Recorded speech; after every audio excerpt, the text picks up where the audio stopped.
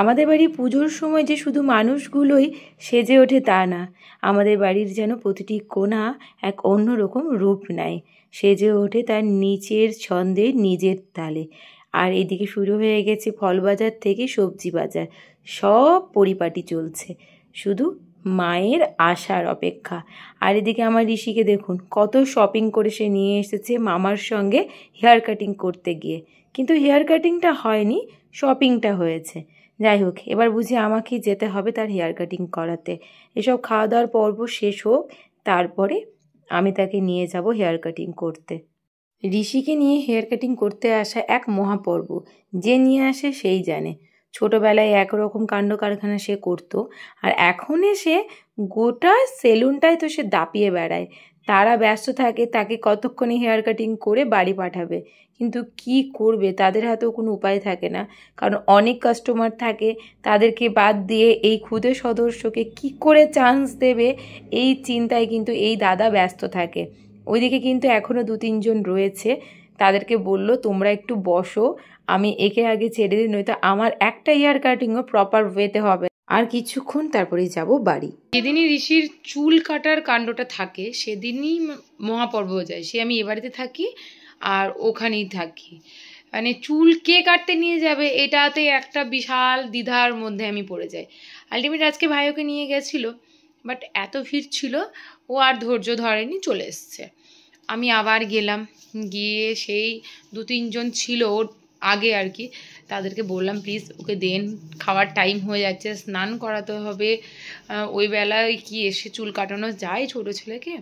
তো আলটিমেট আমি চুল কাটবো কেন? ওখানে মেয়েদের আলাদা সেলুন হয়, ছেলেদের আলাদা। মেয়েদের একটু স্টাইলিস্ট করে কাটে, মানে অন্যরকম স্টাইল, তোমাদেরটা একটু অন্যরকম। আচ্ছা বেশ, আমাকে ওখানে গিয়ে কেটে আসতে হবে, ঠিক আছে। তো তারপরে তো চুল কাটা হলো, সে কাণ্ড কারখানা তো দেখলেন। বাড়ি ফেরার পথে ঋষি গেল একটু চকলেট, একটু জুস খাবে বলে। তো ঋষির কেনাকাটির সঙ্গে সঙ্গে আমিও আজকে একটা জিনিস কিনে এনেছি, সেটা হচ্ছে মিষ্টি পান। পান দেখলে আমার ভীষণ লোভ হয়। নর্থ বেঙ্গলে যখন আমি 2 বছর ছিলাম, ওখানকার মানুষজন তো ভীষণ পান খায়। যারা নর্থের মানুষ আমার ভিডিও দেখছেন তারা অবশ্যই কমেন্ট করে জানাবেন যে কারা কারা দেখছেন।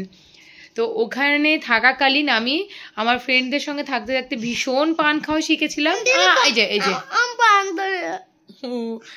তো এদিকে তো মেয়ে বা বউরা তো পান খায় না, আর দোকানে গিয়ে পান কিনবে এটাও একটা আশ্চর্যজনক ব্যাপার, কিন্তু ওখানে এটা কিন্তু খুব কমন ব্যাপার, যেহেতু ওখানকার মানুষ খায়। তো ওখানে গিয়ে তো খুব পান খাওয়া ধরলাম। মা তো বাড়িতে এসে খুব বকাবকি করছিল, রাস্তায় পান খাচ্ছিস, কিন্তু সত্যি আমার ভীষণ ভালো লাগতো। এখন একদমই খাই না, খুব রেয়ার একটু আধটু আর কি মিষ্টি পান খাই, সেটাই আর কি। আজকে একটু খেয়েছো, ভালো করেছো, সেটাই আজকে নিয়ে এসেছি, খাবো। বিকেলে রেস্ট নিয়ে উঠে অনেক স্ট্রেংথ ঋষি পেয়েছে, তাই এখন অ্যাপ্লাই হচ্ছে দরজা খোলার ওপরে। আর সামনে যেহেতু পুজো, তাই মা এই কাসর বের করে দিয়েছে, ঋষি তার এখন প্র্যাকটিস চালাচ্ছে। আমিও কিন্তু কম যাই না, বিকেলে চলে গেছিলাম পার্লারে গিয়ে আমার এই আইব্রোটাকে একটু সুন্দর করে আসলাম, আর তারপরে এখন বসে বসে শুনছি ঋষির এই কাসর বাজানো, সঙ্গে হরে কৃষ্ণ রাধে রাধে। আর আজকের ব্লগটাও এই বলেই এন্ড করলাম, রাধে রাধে।